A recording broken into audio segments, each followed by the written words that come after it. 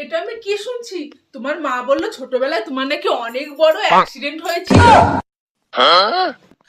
কি কি কি হয়েছিল তোমার? আমি আসলে ছোটবেলা বাবার বাইক লুকিয়ে নিয়ে গেছিলাম। হ্যাঁ, তারপর তারপর বাইকটা আমি ফুল স্পিডে চালাচ্ছিলাম আর চমকিয়ে দেখি লাল সিগন্যাল।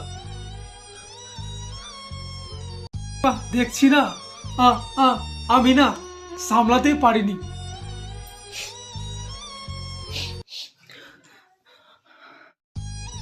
আমি অনেক জোরে ব্রেক মেরেছিলাম আর গাড়িটা পুরো আউট অফ কন্ট্রোল হয়ে গেছিল।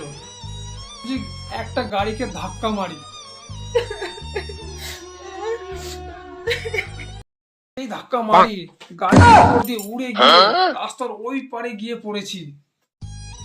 তারপর তারপর তুমি বেঁচে ছিলে কি ছিলে না?